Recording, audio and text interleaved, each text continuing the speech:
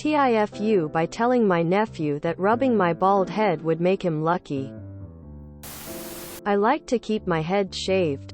My hair started thinning out young and I took the plunge. Always thought I looked better bald. My nephew and niece like rubbing my bald head over when I get it freshly shaved.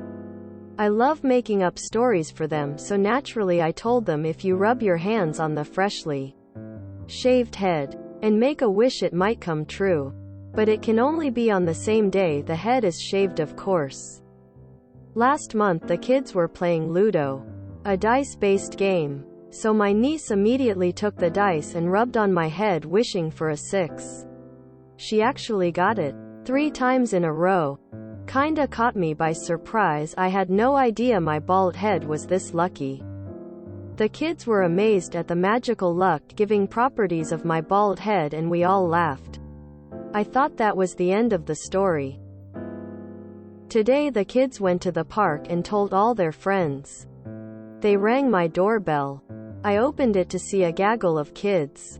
I shaved my head yesterday and word spread around the neighborhood. My nibblings gathered all their friends to come over and rub my head to make their wishes come true. Most of the kids wanted new bikes. They had all been monitoring my head and waiting for me to shave. I opened my door to a gaggle of excited kids with hopes and dreams in their eyes, staring at my bald head and imagining the possibilities it could open. I had to sadly break their hearts and explain to them how while they are welcome to rub my head for as long as they want, sadly it will not get them a unicorn-themed bike.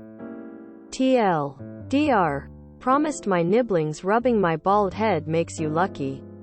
It spread around and I had to break the hearts of kids who believed it. It only works for family kids.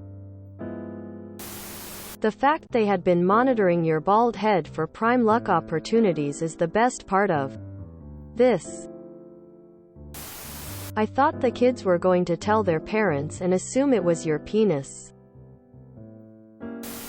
I told my friend's 4-year-old kid that the reason I had no hair on my head and lots on my face was because one day I sneezed so hard that all my hair jumped from my head onto my face and it'll never go back. Turns out I unlocked a new fear in the poor kid and now she's terrified of sneezing. Her parents aren't speaking to me. Well, how many kids have new bikes now? I was secretly hoping the foo would be making your nibblings shave their heads. Only one thing to do now. Start charging them money. And if they didn't get good luck, then it's their fault. They didn't pay enough. You're Santa. Tell him the doctor just called and let you know baldness is contagious. Do you polish your head so that it shines? Not AF up at all. I had a great uncle that did the same thing. He even rubbed balloons on his head to make us laugh when they'd stick.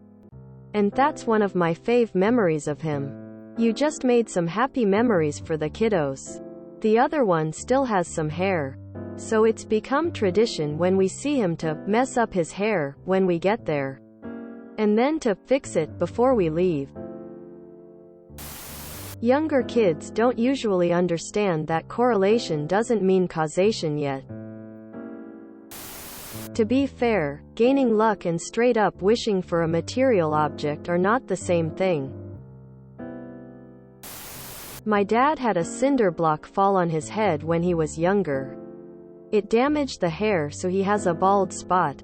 When we moved to Texas with my uncle, whom just got a new house and wanted to work a new job with my dad, he meets us at the airport and rubs his head saying, "Did you know doing this brings good luck?" Quote. My mom's dad used to tell my sister and I that the reason he had hardly any hair was because the birds took it to make their nests. Then my dad planted a clematis to climb up and around the garage door. Clematis, as I'm sure you know, is known as old man's beard due to its white fluffy airborne seeds. When I was about 3 or 4, I found some on the ground and said, "Look, I found your hair." Grandpa, the birds dropped it. Quote, he had to find other ways of getting rid of us when he wanted a nap. After that, I'm just resting my eyes.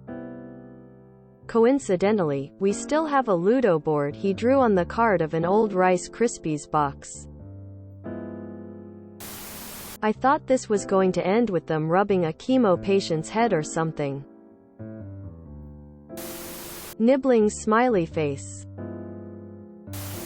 Ah yes, the nibbling. It's all fun and games until you realize my niece and nephew never wash their hands in. Now whatever all that was is on top of your head. I'll chip in for the unicorn bike. We need to keep this going on for as long as possible. If you enjoyed this video, please check out our playlists full of similar content. Epicaricast is like doom scrolling for your ears. Please like, share, and subscribe.